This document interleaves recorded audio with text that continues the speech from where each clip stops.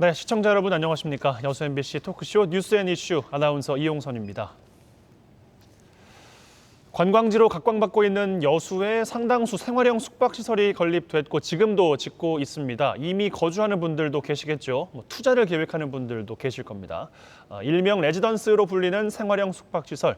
상업지역에 들어서는 주거시설이죠. 영업용 건축물이라서 주택과는 다르게 각종 규제에서 비교적 자유롭다는 특징도 있습니다. 이 때문에 부동산 투기의 대상이 되기도 하고 지역의 난개발을 부추기는 원인이 되기도 합니다. 불법 용도 변경으로 이 꼼수 아파트로 사용하는 문제도 있는데 또 일부 분양자와 투자자 사이의 분쟁도 발생하고 있습니다. 이렇게 우후죽순 들어서고 있는 생활형 숙박시설 여러 가지 문제들이 제기되고 있는데요. 오늘 이 시간에는 여수 지역의 생활형 숙박시설 난립 실태와 그 파장에 대한 이야기 나눠보겠습니다. 함께 하루는 두 분 소개해드리죠. 여수시의회 이상우 의원 나오셨습니다. 네, 안녕하십니까. 네, 전남대 건축디자인학과 정금호 교수 나오셨습니다. 네, 반갑습니다. 네, 두 분 어서 오시고요. 오늘 이렇게 두 분과 함께 한 시간 꾸려보겠습니다. 먼저 교수님께 질문을 좀 드리면 여수시가 말씀드린 것처럼 대표 관광지로 부상했다는 건 뭐 다 부인할 수 없는 사실이고 지역의 생활형 숙박시설도 들어서고 있습니다. 레지던스는 어떤 숙박시설의 개념입니까? 예, 일단 말씀을 드리기 전에 좀 배경을 좀 말씀을 드려야 될 것 같습니다. 네. 저희들과 특히 서구 사회의 여행, 휴가 이런 패턴들이 저희들하고 좀 다릅니다. 아시겠지만 걔네들은 두 달, 한 달씩 이렇게 장기적으로 휴가를 가게 됩니다. 서구 사회는 그렇습니다. 예. 그렇기 때문에 좀 더 저렴한 가격에 취사하고 숙박이 가능한 시설, 이런 시설들이 필요한 겁니다. 2000년대 저희 대한민국에 500만의 외국인들이 들어오게 됩니다. 500만의 외국인이 들어와 있는데 그런 시설들이 없게 되는 거죠. 그래서 애초에 시작할 때는 그런 취사가 가능하고 숙박이 가능한 저렴한 호텔 이런 개념으로 시작된 겁니다. 그런데 그때 당시 법적으로 완벽하지를 못했어요. 그래서 호텔들이 그 레지던셜 하는 업체들을 고발하게 되고 고소하게 됩니다. 그리고 나중에 2012년에 이게 호텔을 관리하는 게 공중위생관리법이거든요. 거기서 2012년에 생활형 숙박시설이라는 것을 만들게 됩니다. 그래서 우리가 지금 말하는 레지던셜, 생활형 숙박시설 이렇게 되는데요. 지금 현재 여러분들도 많이 쓰고 계시겠지만 외국 가서 여행을 하다 보면 에어비앤비를 많이 이용하게 됩니다. 맞아요. 예. 에어비앤비 하면 싸고 취사 가능하고 특히 저희처럼 한국적인처럼 김치 이런 된장찌개 많이 쓰는 사람들한테는 이 취사가 굉장히 큰 영향을 미치거든요. 그래서 많이 쓰게 되는데 이런 개념, 물론 이제 서구 사회의 에어비앤비는 주거지 내에 들어 있습니다. 물론 서구 사회는 아파트도 없고요. 그런데 이 숙박시설을 만들어 놓은 것이 우리나라는 이상하기만큼 변질돼서 아파트처럼 큰 대단위로 만들어내게 문제가 되는 거고요. 네. 법적으로 가장 큰 특징이라고 볼 수 있으면 객실안에서 밥을 해 먹을 수 있는 호텔이라고 정의할 수가 있고요. 그리고 원칙적으로는 소유자가 숙박업을 등록해야만 하는 시설입니다. 이게 그런데 그러지 않고 지금 이런 문제들이 각 지자체들이 문제가 지금 발생되고 있는데 이 숙박시설을 주거 용도로 쓰기 때문에 이러한 문제들이 발생되고 있는 것입니다. 네. 객실 안에서 밥을 해 먹을 수 있는 호텔 그리고 또 등록을 또 해야 된다. 주거 목적으로 이용을 하려면 이렇게 아니요. 주거 목적이 아니라 숙박업을 등록을 해야 되고요. 숙박업을 등록을 해야 되고. 예, 그렇습니다. 그리고 주거 용도로 지금 이용되고 있는 겁니다. 예. 알겠습니다. 주택에 워낙에 규제가 좀 심각해지고 있어요. 네. 그래서 수익형 부동산 쪽으로 투자 수요도 몰리고 있는데 또 그렇게 분양사는 홍보를 또 하고 있습니다.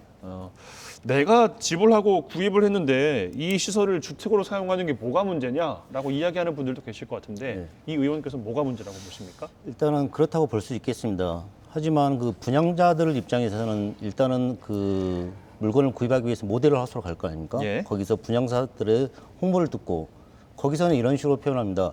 호텔형 아파트다. 그리고 호텔식 서비스를 받을 수 있고 맞아요. 실거주할 수 있다. 이런 홍보를 들으니까 그 소비자 입장에서는 그럼 투자 목적이나 실거주 목적으로 구입하셨겠죠.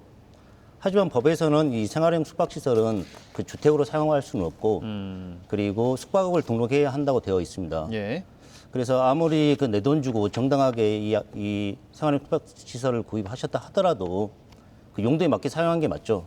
그래서 꼼수 아파트로 사용하면 안 된다는 것이죠. 네. 그래서 이제 최근에 그 정부에서는 그 분양사들의 과장 광고로 인해서 소비자의 피해를 줄이기 위해서 그 제도적인 정비를 통해서 그 해결 방안을 찾으려고 고민하고 있는 것 같습니다. 그렇군요.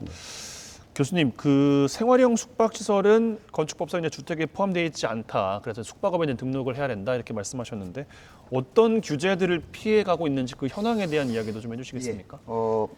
우리 이상호 의원님께서 말씀하신 그 주택이라고 이렇게 표현하셨는데 주택이 아니라 이제 저희들은 이제 공식적으로 용어는 주거 용도로 이용한다 이렇게 주거 용도. 주거 용도로 이용한다 그럽니다. 주택이라 하면 주택법이나에서 말하는 거거든요. 이제 전제되는 얘기들이 좀 많습니다. 먼저 이제 저희들이 땅을 가지고 있는데 땅에는 용도를 지정해 놓습니다. 네. 도시계획법에서 상업지역, 주거지역 이렇게 되어 있습니다. 상업지역에는 말 그대로 상업시설이 들어가야 되는 거고요. 주거지역은 주거가 들어가는 거죠. 이거는 이제 산업혁명이 일어나면서 이게 혼재되면서 주거시설이라든가 환경이 악화되면서 만들어 놓은 겁니다. 그래서 그런 것들이 있는데 기본적으로 주택법, 지금 이 얘기를 하기 위해서는 주택법을 얘기해야 되고 건축법을 얘기하고 도시계획법을 얘기해야 되는 겁니다. 도시계획법은 땅의 용도를 얘기하는 거고요. 건축법은 건축물의 안전에 대한 얘기만 하는 겁니다. 자, 우리가 말하는 아파트, 이거는 주택법에서 말하는 겁니다. 자, 주택법에서 말할 때는 주택에 안전하고 쾌적한 시설을 하기 위해서 하는 거죠. 그래서 많은 얘기들이 나온 것이 소음, 일조, 통풍 이런 것들에 대해서 얘기를 합니다. 그런데 이 생활형 숙박시설은 주택법의 저촉을 받지 않습니다. 단지 건축법의 저촉을 받기 때문에 이걸 주택이라고 말할 수 없는 겁니다. 그래서 말 용어를 주거 용도라고 얘기를 하는 거고요. 근데 주거 용도로 쓸 때 가장 큰 문제점은 도시 내에서 주택은 제가 말씀드린 것처럼 쾌적한 주거 환경을 위해서는 밀도가 낮아야 되는 거고요. 그러면 주차라든가 모든 문제가 해결되는 건데 주택법이 아닌 건축법에 저촉이 되기 때문에 쾌적한 주거가 아닙니다. 상업시설에서는 사람이 많이 모여야 되기 때문에 용적률이라고 하면 또 이렇게 또 설명을 먼저 드리고 하겠는데요. 네. 용적률은 자기가 가진 땅의 몇 배만큼 올릴 수 있느냐거든요. 근데 기본적으로 주거시설은 한 400% 정도 됩니다. 근데 상업시설은 1000에서 1300%. 그렇게 차이가 많이 나요? 예, 그렇습니다. 그러다 보니까 이 주택에서 가지고 있는 쾌적한 환경을 가질 수 없는 거고 생활형 숙박시설은 주거시설이 아니기 때문에 일조, 통풍 이런 문제에 대해서도 거주자 자체도 이런 것들의 혜택을 받지 못하고 있는 것이 사실입니다. 지금 살고 있는 것도 문제가 될 수 있지만 나중에 어떤 문제가 발생이 하더라도 구제받을 수 있는 여지도 방법이 줄어들겠어요. 없습니다. 예, 그렇습니다. 아예 없다. 예. 숙박시설이기 때문에 공동주택보다 주차장도 적게 맞습니다. 보유를 해도 되는 것이고 공공시설에 대한 의무 분담금도 없습니다. 또 하나의 문제로 이제 제기가 됐던 게 투기, 난개발 또 이런 문제가 또 제기가 되고 있는 건데 지역의 부동산 거품에는 많은 영향을 준다고 봐야겠죠. 지금 현재 여수시는 그 부동산 과열을 방지하기 위해서 부동산 조정 지역 대상으로 지금 지정이 되어 있습니다. 네. 그 조정 지역으로 지정이 되면은 그 실거주 요건도 강화되고 그 청약 조건도 또 틀려집니다. 그 대출 비율도 낮아지고 그리고 양도세 중과 등 여러 가지 규제를 받고 있거든요. 하지만 이 생활형 숙박시설은 이 아까 우리 교수님께서 말씀하신 건축법 적용을 받기 때문에 가구수에 포함되지 않습니다. 특히 공공시설에 대한 이 부담금도 적용받지 않고요. 그래서 새로운 대체 상품으로 이제 소비자들이 인식이 되어 왔던 겁니다. 지금까지 계속. 대체 상품으로 인식이 됐다. 그러다 보니까 시행사들이 상업지역구 내에 일반은 거주시설을 짓지 못하지만은 호텔형 아파트라고 이 허위 과장 광고를 통해서 우리 소비자를 현혹을 시켰고, 그리고 아파트와 공급을 늘리기 위해서 또 공사를 하다 보니까 여수의 난개발을 또 초래했고, 또 고분양가로 그 여수시 그 부동산 가격 거품에도 일조했다고 저는 이런 생각을 하고 있습니다. 예. 교수님, 여수 지역의 아파트 값이 정말 많이 올랐잖아요. 예, 그렇습니다. 이런 것들도 영향을 충분히 줬다 이렇게 보십니까? 예, 충분히 영향을 줬다고 봅니다. 다른 재화와 달리 부동산은 시간이 지나면 올라가는 경향이 있죠. 쉽게 말하면 자동차는 사면 사고 나서 중고가 돼서 계속 가격이 떨어져야 감가가 되는, 되죠. 예, 네. 감가가 되는 게 지극한 산례인데 이상하리만큼 부동산은 서구사회도 마찬가지입니다. 이게 올라가는 게 있고요. 좀 오래된 얘기지만 한 10년 전에 제가 통계를 봤을 때 서구사회도 임금 인상률은 한 30% 정도 올라갔는데요. 주택 가격은 한 250% 올라가는 뭐 이런, 그러니까 갈수록 이게 투자라든가 이런 측면을 가지고 있기 때문에 올라가는 거고요. 두 번째는 이제 대체제라는 얘기를 많이 하고 있는데요. 어떤 아파트가 새로운 분양을 하면서 가격이 올라가면 그 대체제로서 대체제인 B라는 아파트도 가격이 올라가게 됩니다. 왜냐하면 100만 원에 저걸 살 수 없으면 90만 원에 사는 게 더 이익이라고 생각하는 식으로 대체제로 하기 때문에 결국은 이런 지역의 이런 숙박시설, 생활의 숙박시설들이 이런 가격이 올라가게 되면 덩달아서 부동산 가격이 흔들리게 되는 그런 현상들이 일어나는 겁니다. 알겠습니다. 어떤 제재를 가해야 되는지가 바로 이어지는 궁금증일 수밖에 없잖아요. 네. 현행법상 숙박시설을 주택으로 이제 주택보다는 주거 용도라고 이제 말씀을 이제 하셨는데 어떻게 법적 제재를 가할 방법은 아예 없습니까? 그러면 예. 공수 아파트가 그래서 나오는 이야기긴 하잖아요. 예. 네.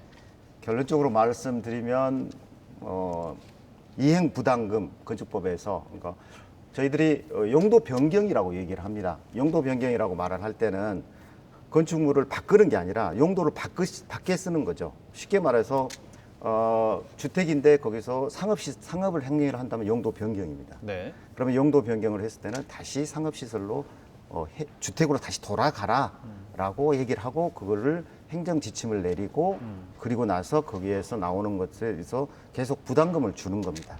근데 그 부담금 자체가 굉장히 낮습니다. 그래서 이제 이런 문제가 되고요. 제가 말씀드린 것처럼 각각의 지자체에서도 전부 다 이런 문제가 발생돼서 차후에 이런 것들을 현실화시키고 양성화시킬 필요가 있습니다. 오피스텔로 바꾼다든가 주택으로 바꿔야 되는 것들이 되어 있습니다.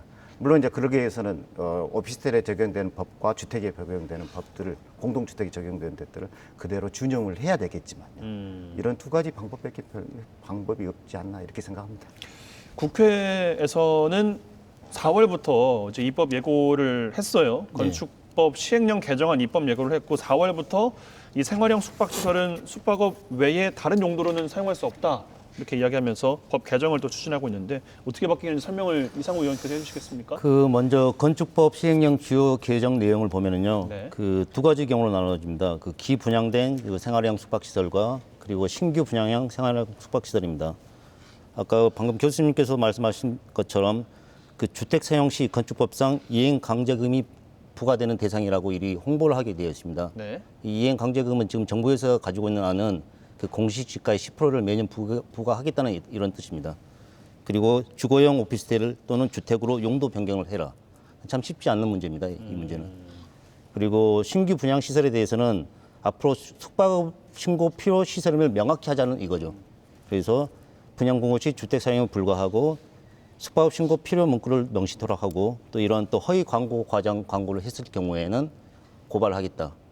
그래서 이전보다 생활형 숙박시설에 대한 규제가 한층 더 강화될 전망인 것 같습니다. 교수님께서 보시기엔 이 정도면 충분하다고 보십니까? 아니면 조금 더 손을 봐야 된다 보십니까? 글쎄요, 이게 이제 우리가 기존에 있던 법을 준용해서 썼는데 새로운 법을 해서 한다는 것은 많은 반발들, 특히 이 거주민들이, 왜냐하면 그 전 법을 가지고 내가 했는데 왜 이렇게 그러니까요. 반발이 될 것이냐 그래서 소급 적용에 대한 문제. 소급 적용에 대한 문제는 아마 반발이 심하지 않을까. 그럼에도 불구하고 각각의 지자체와 국가에서도 인식하고 있기 때문에 네. 점차적으로 좋아지지 않을까 이렇게 생각하고 있습니다. 알겠습니다. 명백한 불법인데 일부 사업자들이 주택 사용이 가능한 것처럼 주거 용도가 가능한 것처럼 이제 홍보를 하고 있다. 네. 과장 광고를 하고 있다. 이런 내용도 포함이 돼 있고 거기에 대한 또 개정안에도 내용이 포함되어 있습니다만 실제로도 허위 과장 광고가 좀 많다고 보세요. 어떻습니까? 네, 맞습니다. 제가 생활형 숙박시설은 건축물 용도상 숙박시설로 분류되어야 합니다. 제가 최근에 웅천에 분양된 한 그 홍보물을 제가 입수를 했었거든요. 네. 근데 홍보물 어디에 봐도 당연히 여기는 숙박시설이다 보니까 숙박 용도로 명기가 돼 있어야 되는데 단 한 줄 제일 뒷장에 분양물 용도 생활 숙박시설 소비자를 현혹시키는 거죠. 글씨가 굉장히 작네요. 예, 딱 이 한 줄을 쓰면 제가 처음부터까지 다 봤는데요. 그 제가 분양물 보더라도 이게 아파트인지 생활 숙박시설인지 혼동하게 되어 있습니다. 마을 자체를 굉장히 모르시더라고요. 그렇죠. 이게 뭐 아파트라는 건지 뭐 주상복합이라는 건지 생활형 숙박시설이라는 건지. 이 숙박시설 보니까 여기에 고객이라는 표현을 써야 되거든요. 불특정 타시는 고객을 표현을 쓰는데 여기 보면은 입주민, 주민 편의시설 이런 표현 명기가 되어 있습니다. 네. 그 더 의아한 것은 중간에 공동주택관리법 제12조에 의해서 입주 시에는 그 대표자회를 구성하고 관리 주체를 선정하게 돼 있는데 이 건물은 대상 건물이 아닙니다. 맞습니다. 이런 식으로 주민들을 호도하는 거죠. 그러니까 제가 보더라도 이 건물 보면 아 이게 아파트구나. 그래서 이걸 구입할 수밖에 없고 이런 허위 과장고에 속을 수밖에 없고요. 그리고 제가 또 하나 특이점을 발견했습니다. 일반적으로 이 건축 평면도를 보면은 우리가 아파트를 분양하면은 보통 방 1, 방 2, 방 3, 거실이라는 표현을 쓰는데 네. 여기는 그런 표현이 없고 실 2. 거실도 보통 저희들이 거실로 표현하는데 실 2라는 표현을 쓰더라고요. 아, 그래서 이게 아파트하고 생활 숙박의 차이점이지 않은가. 전문가만 알 수 있는 용어를 쓰는 거죠. 공감하십니까? 예, 뭐 표기의 차이인 것 같고요. 실 2, 실 3, 이 정도는 표기의 차이인 것 같고, 어찌됐든 이게 생활형 숙박시설이 가장 큰 문제점이 됐던 것이 각각의 실들을 살 수 있다는 것은 사실입니다. 각각의 등기가 가능한 거고, 그래서 이게 좀 약간 세컨드 하우스, 투자의 목적, 맞아요. 이런 목적으로 돼 있고요. 말씀을 안 드렸지만 이게 뭐 청약을 하지 않아도 되고요.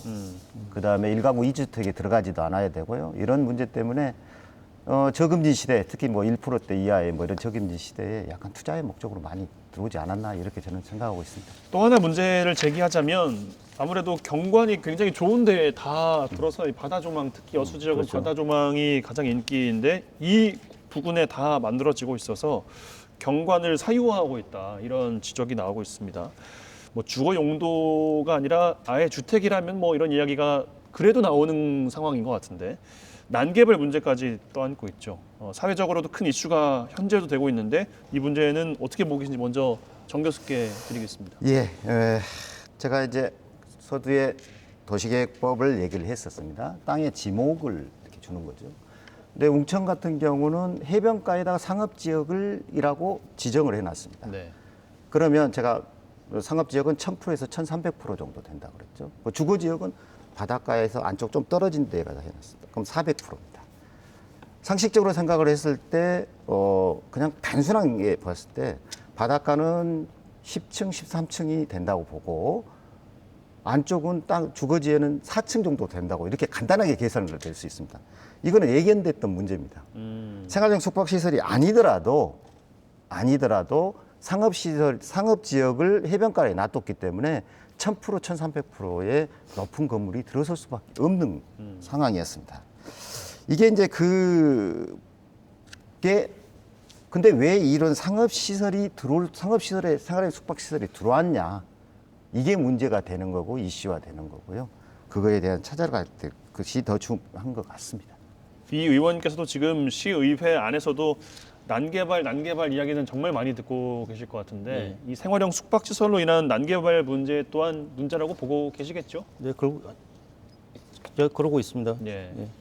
그 여수시는 한 해에 1,300만 명이 저희들 방문한 대한민국 대표적인 휴양 관광 도시입니다.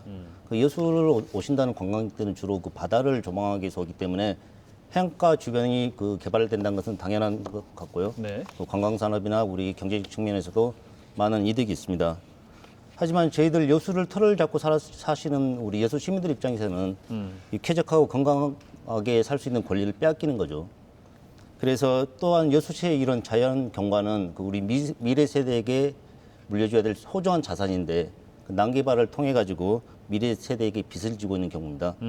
최근에 저희들 여수시 의회에서도 난개발 관련해서 돌산에 난개발 조사위 특위가 지금 구성돼 있고 3월 말에 결과물이 나오고 있는데요. 네. 그 개발 행위 자체가 우리 현 세대 관점이 아닌 미래 세대 관점에서 개발 행위가 이루어져야 된다고 지금 이런 공감을 하고 있습니다. 알겠습니다. 숙박업으로 이게 등록을 하지 않고 주거 용도로 사용 그리고 거주를 하게 되면 공공재 말씀하신 것처럼 두 분 공통적으로 이용하셨는데 공공재다. 근데 이걸 사유화하는 문제가 생길 수 있다.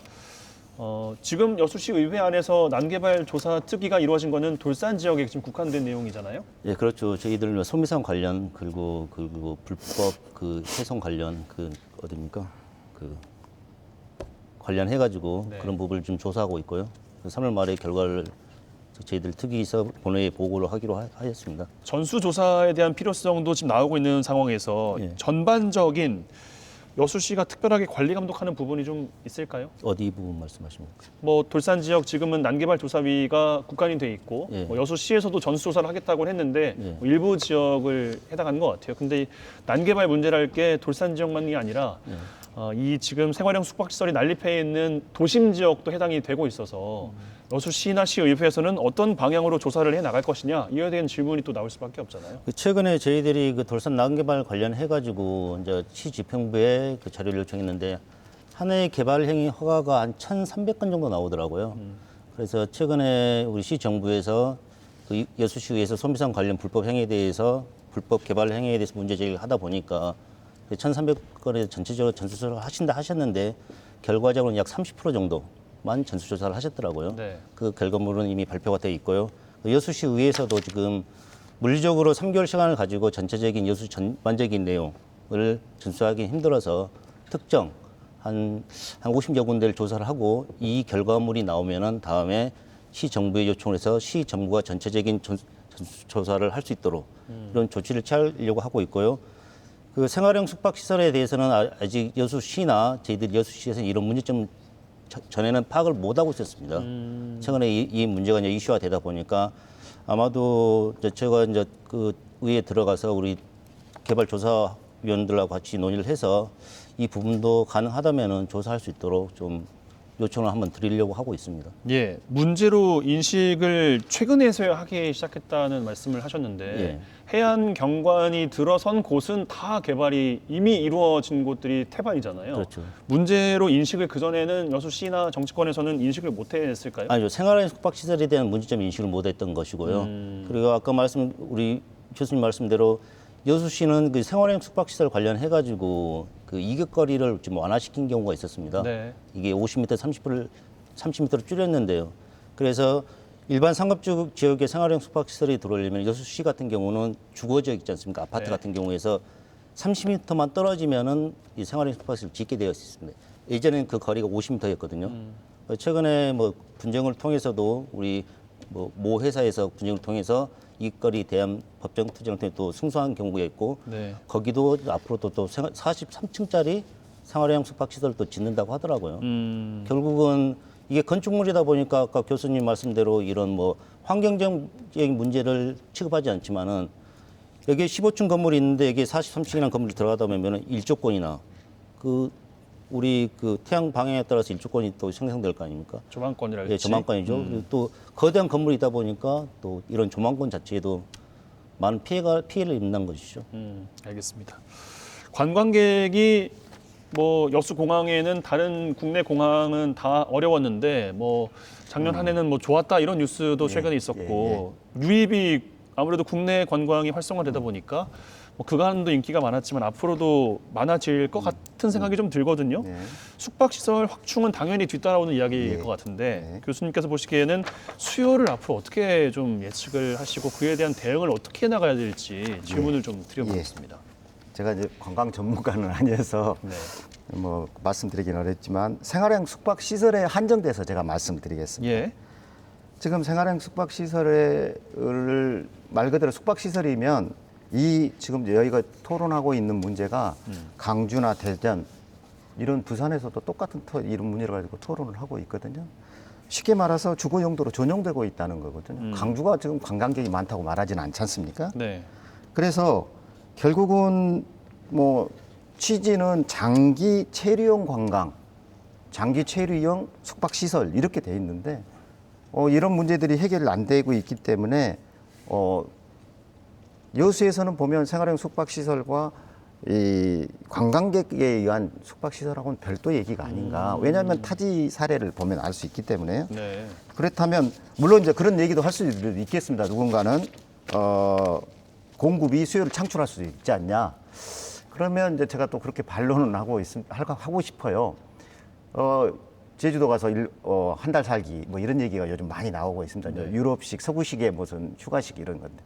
과연 그러면 여수에서 한 달 살기 뭐 이런 정도의 관광 패턴인가라는 것은 한번 좀 생각해 본다면 네. 생활형 숙박 시설이 주거 용도로 전용되고 있다는 것이 좀 명확한 것 같고요. 생활형 숙박 시설을 관광하고 이렇게 얘기를 같이 한다는 건 조금 말이 맞지 않나 이렇게 생각합니다. 알겠습니다. 생활형 숙박시설의 문제로 지적이 되고 있는 것 또 하나 꺼내보자면 이 의원께 질문을 드릴 텐데 분양을 해서 안정적인 월 수입을 보장한다 또 이런 홍보 문구들도 굉장히 많아요. 근데 네. 지금 분쟁 사례들이 계속 나오고 있습니다. 명분은 코로나 때문에 임대 수익이 불규칙하다 이런 이야기도 하고 수익금이 보장한 액수에 미치지 못하는 곳들 그래서 분쟁 사례도 굉장히 많지 않습니까? 네. 어떻게 보고 계십니까? 지금 현재 이런 분쟁이 점점적으로 계속 많아지고 있는 경우인데요. 제가 그 제보를 받은 내용은 수익형 분양 호텔에 관한 내용입니다. 네. 이게 그 투자자들에게 수익형 분양 호텔로 분양하면서 아파트 평형별 지분을 분양하고 그 안정적인 월 수익을 보장한다고 하였습니다. 엑스포장에 있는 호텔 예, 말씀하시는 모 거죠? 예. 호텔인데요. 예. 예, 코로나19 이전에는 그 안정적인 수익금을 지급했습니다. 100만 원에서 130만 원 정도를 지급했었는데 이제 코로나19가 생기다 보니 관광이 감소하고 그러다 보니 지급하지 못하는 경우도 생기고 지급하더라도 약 30여만 원에 불과하는 이런 상황이 또 벌어졌고요. 또 한 곳은 이게 또 돌산 지역의 경우인데요. 그 운영사가 또 방마만 경영을 하다가 수익금이 줄어들으니까 또 수익금을 지급 못하고 그러다 보니까 또 수 분양자들이 또 명도 소송을 하고 그 과정 중에 또 폭력 사태가 발생하고 또 법적 분쟁이 발생하고 아마 이런 상황이 계속 점점 더 여수시에 이 수익형 분양 호텔 관련한 문제점은 계속 드러날 거라고 생각하고 있습니다. 네, 또 하나 연장선에서 질문을 드리면 분양자의 동의 없이 설계가 변경됐다. 그 배경에 공무원의 묵인과 협조가 있었다. 이런 발언을 시의회에서 하셨는데 어떤 분들은 뭐 폭로다 뭐 이런 이야기도 하시더군요. 예. 뒷 이야기를 좀 들려주실까요?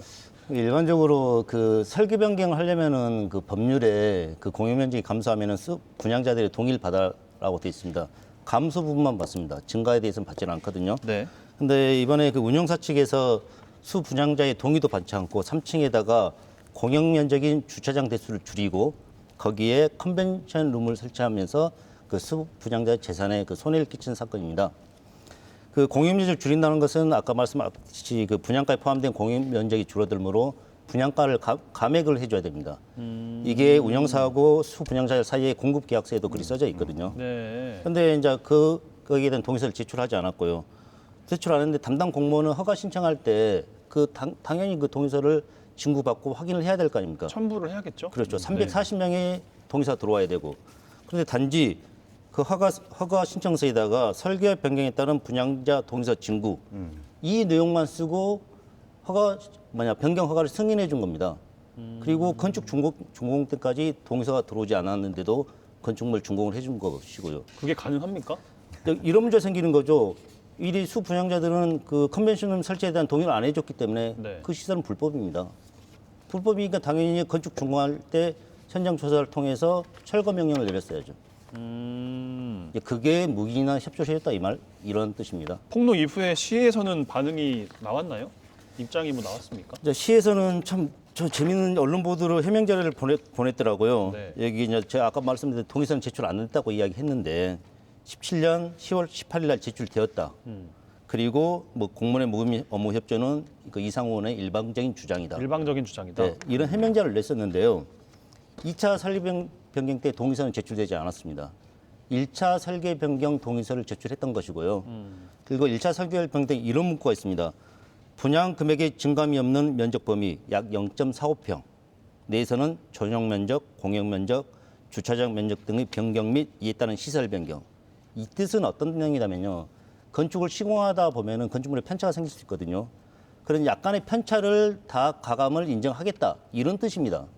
근데 이 분양 그 운영사는 이 내용을 어떤 문구로 해석한다면요. 340명이 다 동의했기 때문에 그 340명 곱하기 0.45평 하면은 한 160평이 생기거든요. 아, 이 분양은 운영사가 충분히 그 동의를 구하지 않고 자기들이 활용할 수 있는 공간이라 생각하고 거기다 컨벤션 룸을 설치한 겁니다. 제3자가 보시기에 예. 여수시와 여수시 의원 간의 뭐 지금 해명과 지금 예. 맞대응으로 지금 이야기가 나오곤 있습니다만 교수님께서 보시기에는 어떻습니까? 판단을 내려주시죠. 제가 이제 그 상황과 절차 등과 그 프로세스 그리고 이제 모든 문건을 보지 않았기 때문에 네. 뭐 제가 좀 드러난 구조들만 이- 봤을 때. 제가 이렇게 뭐 재판관처럼 말씀을 드릴 수는 없고 원론적인 얘기로 하겠습니다. 건축물 분양에 관한 법률 2004년에 만들어졌고요.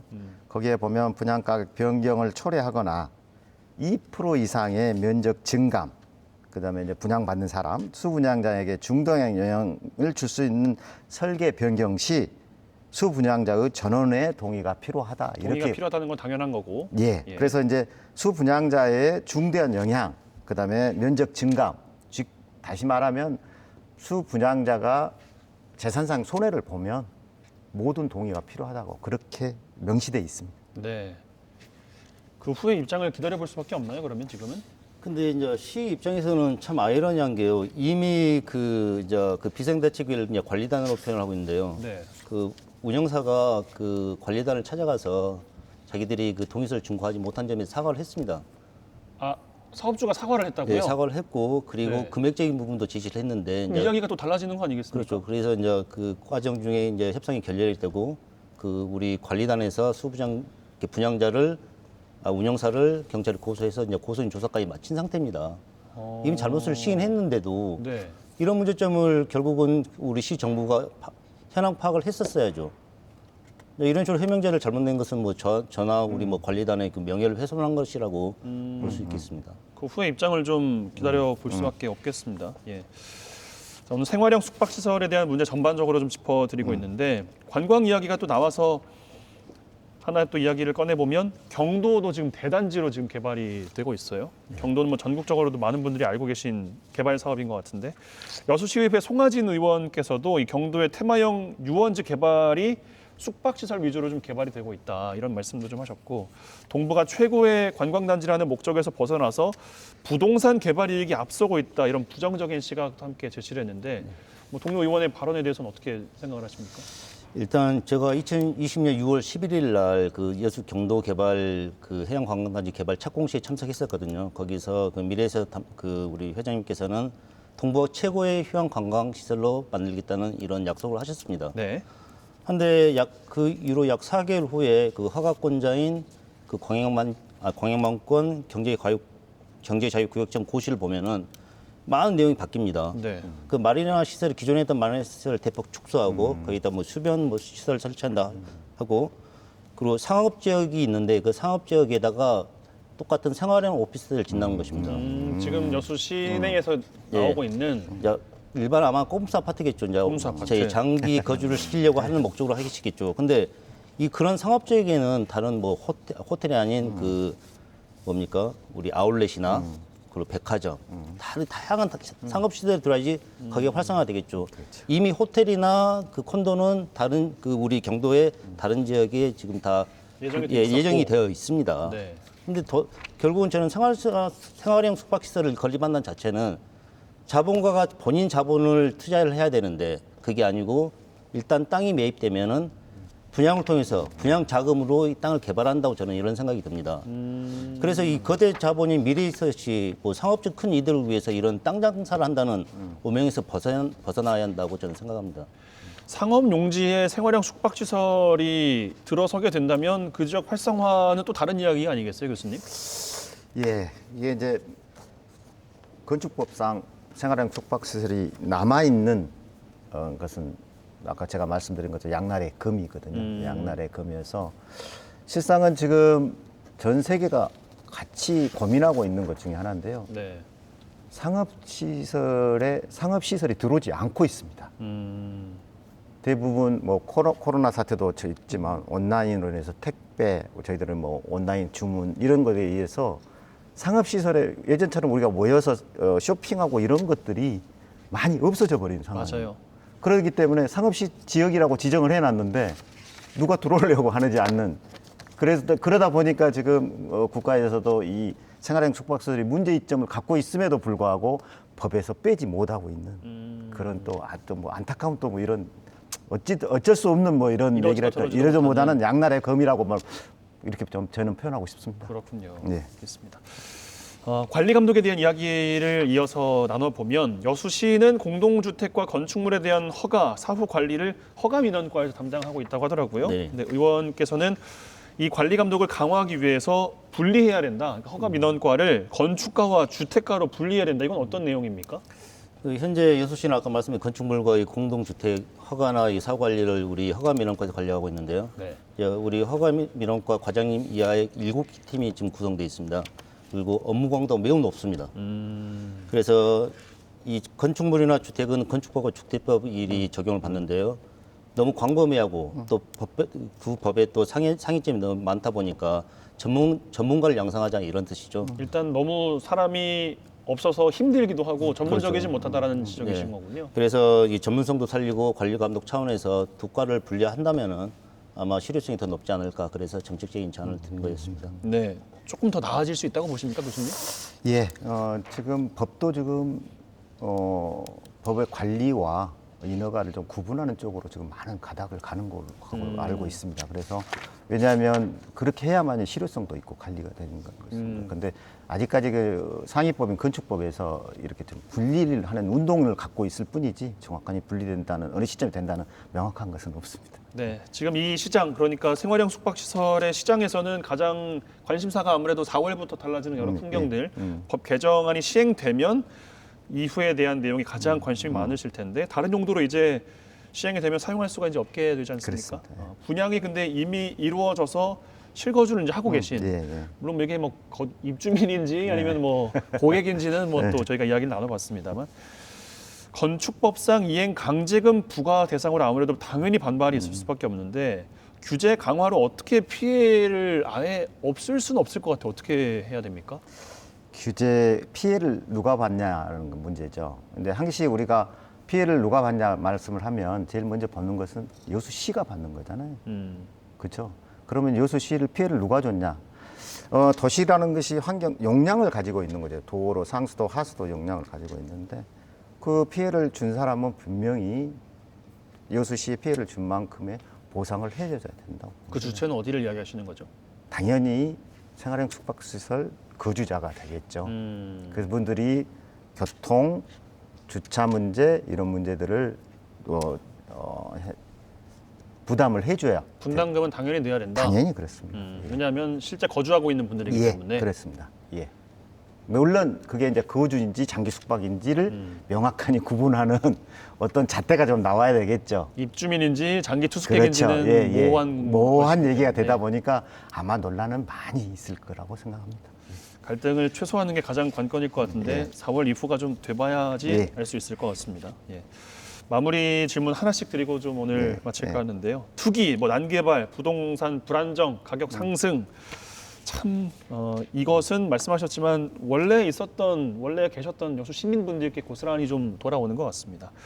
이 문제와 관련해서 뭐 덧붙이고 싶으신 말씀 혹은 뭐 당부하고 싶으신 말씀 정리하는 시간 드릴까 하는데 먼저 이상호 의원께 드리겠습니다. 한 1분 반 정도 드려볼게요. 제가 이번 회기 때 그 10분 발언을 통해서 그 생활형 숙박 시설에 대해서 문제 제기를 했었는데요. 다양한 분들한테 항의 전화를 많이 받았습니다. 이분들의 주장은 이렇습니다. 이미 주거를 하고 살고 있는데 왜 우리를 범법자로 몰고 있냐. 그리고 법 지식이 없어서 일반 분양자들을 그 시행사 홍보 내용만 믿고 이 건축물을 샀었는데 이분들이 숙박을 목적으로 부가세 환급도 받았었거든요. 그런데 입주 시점에 세무서에서 그 시설은 숙박을 할 수 없는 시설이다. 부가세 환급을 다시 돌려주라. 그래서 다시 돌려주고 주소 옮겨서 실거주하고 있다는 것입니다. 법의 그 취지가 안 맞다 이거죠. 우리 세무서하고 뭐 우리 관리기관 이런 분은 안 맞는데 왜 우리를 불법 전용으로 이런 이 불법 거주를 한다고 하면서 이행 강제금을 부과할 수 있는 게 과연 어떤 타당성이 있는가? 이런 것을 저한테 계속 질문을 하시더라고요. 제 10분 발언 이후로. 그래서 저희가 뭐 시민을 대변하는 시민의 대변자로서 너무 송구한 마음이 들지만은 그 주거용으로 전용을 하려면은 여러 가지 문제가 있습니다. 그 우리 지구단위 계획도 변경을 시켜야 되고 공동주택에 대한 요건도 갖춰야 됩니다. 아까 말씀 용적률, 건폐율, 세법 등 여러 가지 조건에 부합되는 그 선결 과제가 해결이 필요한데 그 과제 정말 해결 방안이 없어서 정말 저도 너무 안타깝습니다. 그래서 현재 정부에서는 이런 해결 방법을 마련하기 위해서 다양한 방법을 강구하고 있는데요. 지금 이 레지던스 입주민들이 분양받으신 분이 한 6만 명이다 그러더라고요. 여수시에서만요? 아니요, 전국적으로. 전국적으로 네. 6만 명. 예, 지난 18일, 19일 날 국토부에서 또 항의 집회를 하셨다 그러더라고요. 이분들의 민원이 좀 잘 해결되길 바라고 그 여수시와 함께 여수시 의회에서도 이런 문제를 심각하게 인식을 하고 함께 노력하도록 하겠습니다. 민원 해결은 누가 어떻게 해야 될까요? 정부에서밖에 못합니까? 일단 법을 바꿔줘야 되니까요. 이제 법에서는 계속 이런 말씀을 하시죠. 그 주택 용도로 바꿔라, 오피스텔로 바꿔라. 참 어려운 문제거든요. 상업 지역에서는 이런 시설을 할 수가 없거든요. 뭐 준주거 지역으로 바꿔줘야 되는데 이런 문제도 법에서 해야 되겠죠. 이게 한시적인 특별법을 말씀을 하시더라고요. 한시적인 특별법. 예, 거기에서 뭐 안 되면 지금 이게 매매라면 양도세를 일반 양도세를 부과하거든요. 가구세 포함이 안 되다 보니까 그래서 이런 세법도 이런 세법으로 또 해결할 방법도 있다고 저는 생각하고 있습니다. 알겠습니다. 정 교수님께도 한 1분 반에서 2분 정도 시간 드리겠습니다. 예. 오늘 이상희 의원님께서 말씀하신 것처럼 이제 이상호 의원님은 이제 정부 말씀하셨는데 저는 이상호 의원님께 이렇게 부탁을 드리고 싶습니다. 네. 이제 기존에 있던 문제는 문제지만 생활의 숙박시설이 또 들어올 거거든요. 그래서 이상호 의원님께서 해야 할 일은 저는 그렇게 생각합니다. 강주, 인천, 지금 서울에서 하고 있는 게 용도 용적제라는 걸 하고 있습니다. 1000%의 상업지역에 제가 아까 말씀드렸던 주거용도는 한 400%라고 그랬잖아요. 주거지역에서. 그래서 400%만 허가를 해주는 거죠. 400%하고 나머지 600%는 상업시설로 들어가는 그걸 용도 용적제라고 하는 거죠. 그렇게 하면 어찌됐든 주거용도는 400%밖에 들어오지 않을 거고 600%는 상업시설이 들어와서 그나마 생활형 숙박시설이 가지고 있는 사회 문제를 좀 더 줄여줄 수 있을 거라고 저는 정말 그나마. 그나마입니다. 예, 왜냐하면 상위법에서 건축법에서 이게 생활형 숙박시설이 없어지지 않는 한 네. 계속 들어올 거니까 그게 지금 전국적인 추세고 두 번째는 이제 상업시 지역에서 지금 계속 문제가 되니까 비주거용도 최소 비율제라는 게 있습니다. 그래서 상업 지역에 생활형 숙박시설로 100% 들어오지 않고 최소한 뭐 다른 것들이 10%, 20% 상업시설이 10%는 20%를 하고 도시계획 조례에다가 넣어놓는 겁니다. 그렇게 해놓는다면 조례를 제정해 놓는다면 그 조례에서 또 말씀드리지만 그나마 좀 더 용도의 수나 또 여수가 가지고 있는 것들을 좀 더 안아야 되지 않을까. 그래서 지금 강주는 아주 빠르게 움직이고 있거든요. 그런 것들에 대해서 한번 해야 될 것 같고요. 두 번째는 여수시한테 좀 부탁드리고 싶은 게요. 짧게 좀 부탁드릴까요? 예. 아파트를 지어야 되는 일반 주거 지역을 좀 더 많이 좀 공급을 좀 필요하는 것이 사실입니다. 그렇게 한다면 집은 또 지어질 것이고 이런 문제가 좀 더 해결되지 않을까 이렇게 생각합니다. 네. 예. 그 후에 나올 여수시 뉴스들도 기대를 좀 해봐야 예. 될 것 같습니다. 오늘 두 분 고맙습니다. 예, 감사합니다. 감사합니다. 네. 자, 마칠 시간입니다. 시청자 여러분, 2월도 참 고생 많으셨습니다. 내일 3월이죠. 새 계절, 새 학기, 새로운 시간 속에서 예전의 일상으로 돌아갈 길을 하루빨리 발견할 수 있었으면 좋겠습니다. 시청해주신 여러분, 고맙습니다.